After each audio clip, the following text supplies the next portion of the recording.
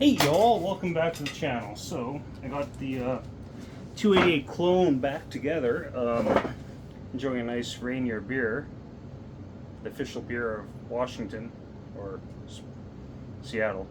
Sorry, I just know Mount Rainier is just east of Seattle, I think. Years ago, I want to say 2014, I drove to a wedding to Palm Springs from Edmonton, Alberta, Canada. We took the I-15 all the way down to Palm Springs, basically. Well, kind of, you got to turn off, but on the way back, we took the I-5 and went through Portland, Seattle, Sacramento. Sacramento was traffic nightmare. But anyways, but yeah, we drove to Seattle, and you just look to the right, and you see Mount Rainier sticking out there. But yeah, it's a cheap beer in Canada, which all beer is expensive in Canada, so you save money where you can. But anyways, so I got this all back together. Numbers, we're at 100 on the exhaust, which is, it was 99 before the base gasket. Base gasket I removed, but I kept because it might come in handy one day. 20 degrees blowdown is what we're at. I flow ported everything. The intake's sitting at 78 degrees before top dead center. So yeah, it's the numbers should be good. I did make a pop-up. So here's my little rant bit of this. So I've deleted comments about people saying, oh, you can't weld on a piston, it's going to mess it up. And I've read that on forums, but I've also read people doing them. So here's the thing. I've been doing custom metal fabrication. I'm a sheet metal journeyman. I've been doing custom metal for pretty much 25 years now. I've been TIG welding a long-ass time, and I know what I'm doing. People who weld pistons and they fail, it's probably because they don't know what they're doing. Maybe they're using MIG, which if you're using MIG, that right there tells me you don't know what you're doing, because MIG welding is the easy way for welding. At work, we have a MIG welder. I don't use it. I prefer TIG, and if I don't TIG, need something to be stronger, I stick weld, because stick welding is fun. It takes more skill. The thing about MIG is it takes no skill, but it's also trash welding. It can be nice. I mean, there are people that can do awesome MIG, like professional, but in general, it's just a trash, easy form welding. It's like basically the hot glue gun of welding. Like seriously. So yeah, that's my rant. If you TIG weld a piston and do it right, control your heat, it's going to be fine. If you use a MIG and just, well, yeah, you're going to mess up that piston like big time. But anyways, so here we go with the saw. That's just my little rant.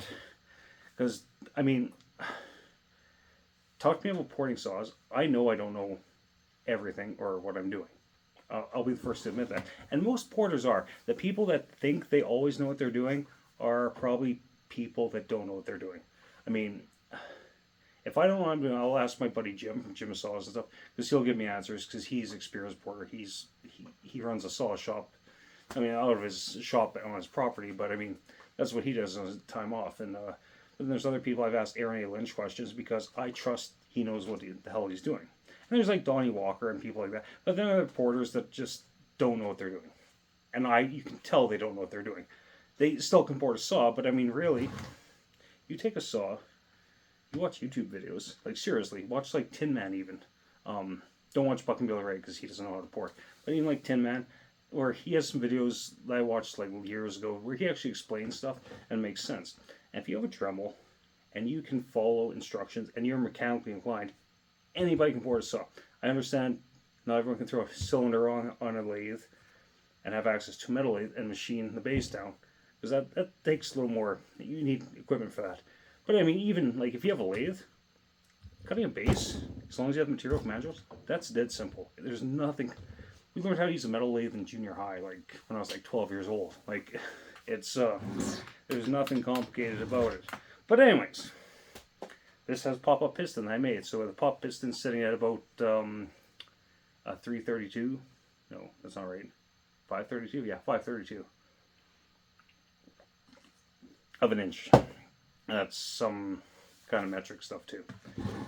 I find American porters use metric more than I do, which is kind of weird because people think Canada's actually metric. But anyways, I want to do a compression test. So as always, when I put this together, I just dip my finger in this crappy Castrol Go oil. I bought a saw, and the previous owner gave me a bunch of bar oil, and this came with it. But it's good for assembly. That's all it's good for, is assembly move, because I like my red armor. Where I use 100 mils to 4 liters, which would be like 3 3/4 ounces to a gallon, US gallon, not Canadian gallon. It's Canadian. When Canada used gallons, they used the British gallon, which was like bigger. It's like 5.54 liters, I think. But anyways, that's all irrelevant. Which system is better, metric or imperial? I actually like imperial. I find fractions easier than reading the small little ticks on a tape measure for metric. Anyways, I'm just rambling on today. It's Thursday, tomorrow's Friday, so I'm going to get this together. I'm going to post this video. I'm probably not going to run this till Sunday. Tomorrow, Fridays, I try to do not much. I just get home, relax, shower. That's my one night a week. I just kind of sit down and watch TV, and Saturday we got plans the entire day. We're going to go to the dump, and then we're going to go to White Ave with the brother-in-law and his wife, and then we're just going to hang out here. I'm going to put some meat on a spit, and then, yeah. But anyways, so we're going to see how much compression this is. This thing, stock, before I did anything to it, took it apart, had 140 psi. That's low, but at the same time, this saw maybe only had 5 minutes runtime. Like, it didn't have much at all, so it wasn't even broken in. But yeah, so now we'll see where it's at. I'm hoping with the pop-up, I'm hoping it's at least 160. That'd be cool. 160 would be nice. And we'll see what happens. Do 15 pulls. Oh fuck! That's pretty stout actually.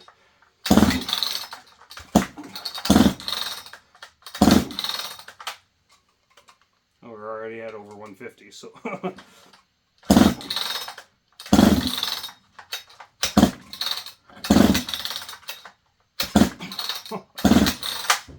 Yeah, this thing's keeping the decompression.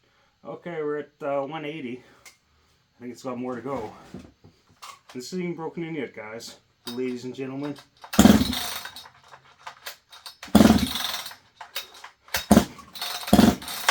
Okay, that's a tough pull. But we're just setting over 180. Once it's broken in, I imagine it'll be around 190. If I want to do an experiment, I'm going to turn on the decomp valve and see what kind of compression it's pulling with the decomp on. Why? Because I can. It's a great thing about having a YouTube channel. And yeah, even though I'm making money for this is my hobby. No one will ever have to pay memberships for my channel, because even though I make money, it goes to the channel. I have a good job. I make a lot of money. I don't need to make money off YouTube. But I do because it's my hobby. And I wouldn't want to do it for full time, because if you do it for full time, then your hobby becomes work, and that kind of sucks. But anyways, do 15 pulls on this guy with the decomp in.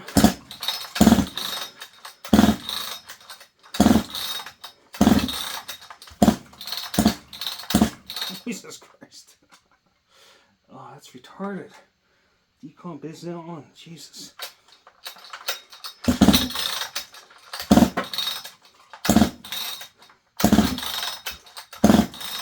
Okay. With the decomp on, we're running about 165.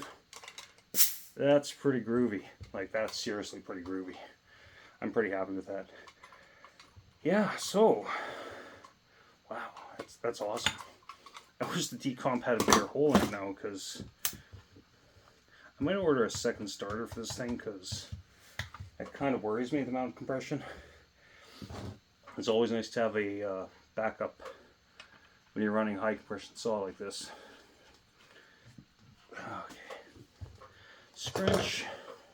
I still have to do the muffler mod, so I mean, I'll only get so far in this tonight, because I need to do that, but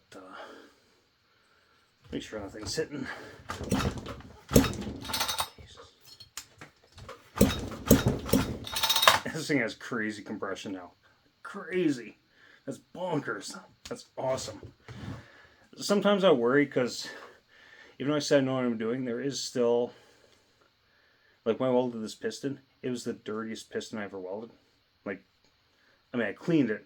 I know how to clean aluminum before I weld it. But it was just so dirty that I was kind of worried, like, what kind of weird Chinesium is this? And maybe, just maybe, it warped. I did check with calipers, and there's no issues there at work, but you never know. I mean, I have cheap calipers, so I mean, how accurate are they? I don't know. But if they're giving the same rating, chances are they are relatively accurate. Anyways, I'm going to leave this video here. Do the muffler mod tomorrow. I can take it to work and do it there, just so I don't waste my argon here. But yeah, I'm quite happy with the compression on this thing. Bonkers. That's awesome. That is flipping awesome. Anyways, take her easy. If I don't talk to you guys on Friday, have a great weekend.